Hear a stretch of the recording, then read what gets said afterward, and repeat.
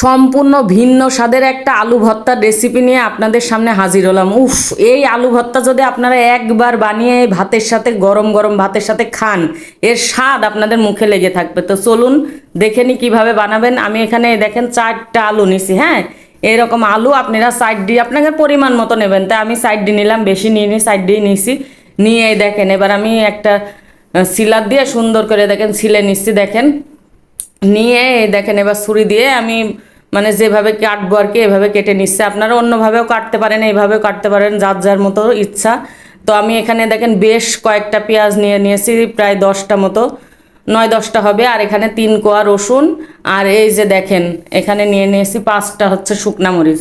তা আপনারা আপনাদের এখানে পেঁয়াজটা একটু বেশি লাগবে, আর আপনারা আপনাদের স্বাদ মতো নিতে পারেন, কিন্তু এই ভর্তাটায় পেঁয়াজ একটু বেশি লাগবে। আর পেঁয়াজটা আমি সম্পূর্ণ হচ্ছে বেরেস্তা করে নেব। হ্যাঁ, পেঁয়াজটা একদম ভেজে বেরেস্তার করে নিতে হবে। তো আমি দেখেন এখানে তেল দিয়ে দিলাম। তো তেলের মধ্যে আমি এখন দিয়ে দেবো, দেখেন পেঁয়াজ দিয়ে দিচ্ছি।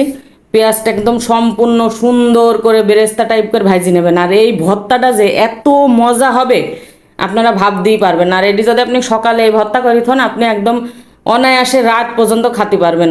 এটি নষ্ট হবে না। আমাদের গ্রামের ভাষায় বললে নষ্ট হোক বলে আলি যাওয়া। তো দেখেন আমার এই হয়ে গেছে, দেখেন বেরেস্তা টাইপ হয়ে গেছে। দেখেছেন কত সুন্দর বেরেস্তা হয়েছে। এইভাবে লাল লাল করে আপনারা বেরেস্তা করে নেবেন। নিয়ে দেখেন আমি উঠি নিচ্ছি।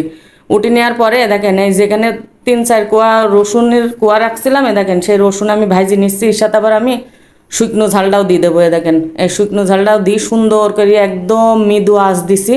দিয়ে এই দেখেন আমি সব ভাজি নিচ্ছি। তো এই যে শুকনো ঝাল ভাজা দেখেন এইভাবে আপনারা ভাজবেন।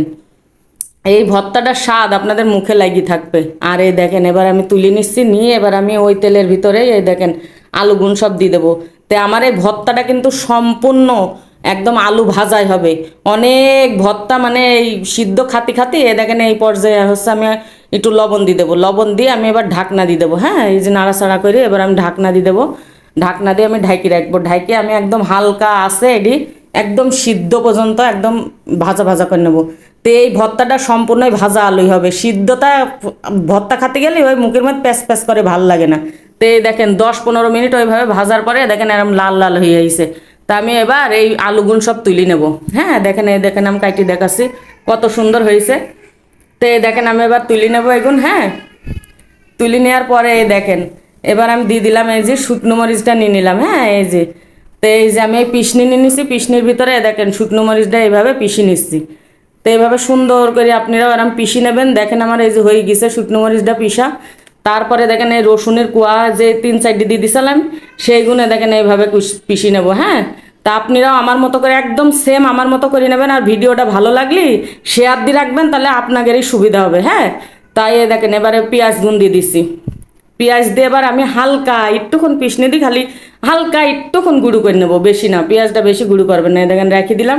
এবার আমি কি করবো, ওই আলুগুলা যে আলু ওই যে ভাজি নিছি ওই ভাজা আলু গুন দেবো।